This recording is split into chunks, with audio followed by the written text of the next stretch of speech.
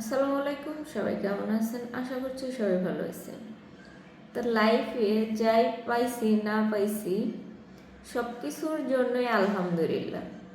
আলহামদুলিল্লাহ যে আমি বেঁচে আছি এবং সুস্থভাবে বেঁচে আছি। আলহামদুলিল্লাহ এই জন্য যে আমি 3 বেলা দুমুঠো খাবার খেতে পারতেছি। আলহামদুলিল্লাহ এই জন্য যে আমি সকালবেলা ঘুম থেকে মৃত অবস্থায় উঠি নাই।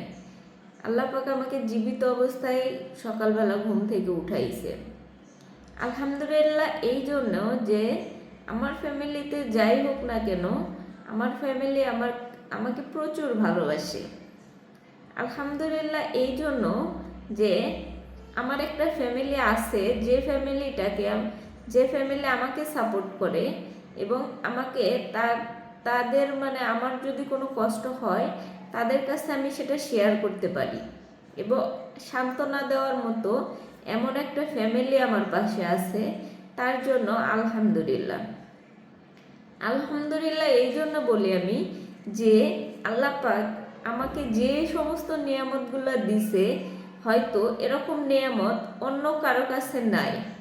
হয়তো অনেকের কাছে এরকম কোনো নিয়ামত নাই যে তারা সুস্থভাবে বেঁচে আছে বা কোনো শান্তি নিয়ে বেঁচে আছে।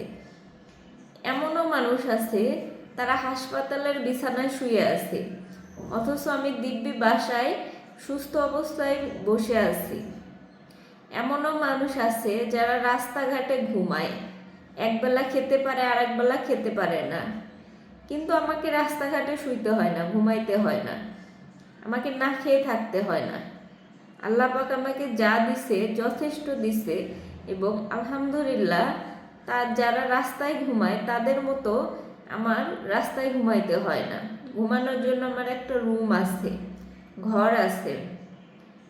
আলহামদুলিল্লাহ এই জন্য যে এমনও অনেক এতিম মানুষ আছে যাদের কিনা ফ্যামিলি নাই, যাদের কিনা কোনো আত্মীয় স্বজন বা ফ্যামিলি যে মা বাবা ডাকার জন্য বা ভাই বোন ডাকার জন্য এরকম কেউই নাই।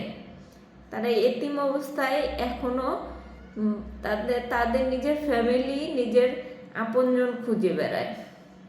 সেই দিক থেকে আলহামদুলিল্লাহ আমি অনেক ভালো আছি।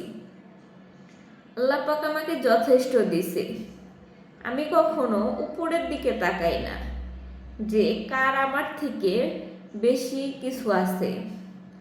যেমন কার বিল্ডিং আছে, কার 3-4টা গাড়ি আছে, কার এত টাকা পয়সা আছে, স্বর্ণ আছে, বা কার এত দামি দামি পোশাক আছে বা গহনা গাটি আছে।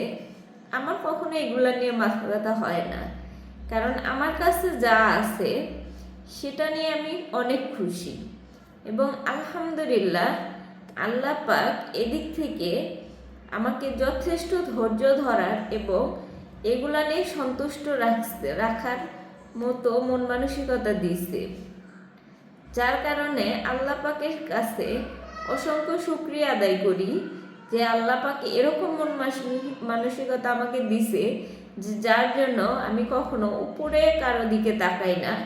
আমি সব সময় আমার নিচে যারা আছে, আমার থেকে যারা অসহায় আছে, আমার থেকে যারা গরিব আছে বা আমার থেকে যারা অসুস্থ আছে তাদের দিকে আমি সবসময় তাকাই এবং তাদের দিকে তাকানোর ফলে আমার যে কিছু নাই এ কথা বলার মতো সাহসও আমার হয় না, কারণ আল্লাহ পাক আমাকে যথেষ্ট দিছে। যেটুকু দিছে আমাকে আমার দুনিয়ায় বেঁচে থাকার জন্য যথেষ্ট, কারণ এর থেকে বেশি কিছু চাইও না, আর চাইলেও সেটা আমার কোনো কাজেরই না। শুধু অহেতুক খরচ করা, সেটা আমার মনে হয় যে আমি অন্যের হক মেরে তারপরে নিজের জন্য অহেতুক খরচ করতেছি।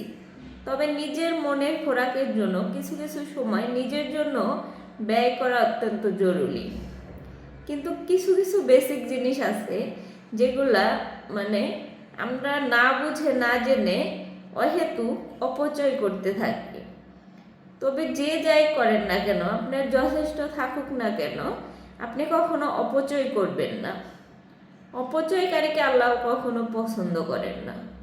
তো যাই হোক, সবাই ভালো থাকেন, সুস্থ থাকেন, আর দোয়া করেন, আমার জন্য দোয়া করেন, আপনার নিজের জন্য দোয়া করেন। তো সবাই ভালো থাকেন, আল্লাহ হাফেজ।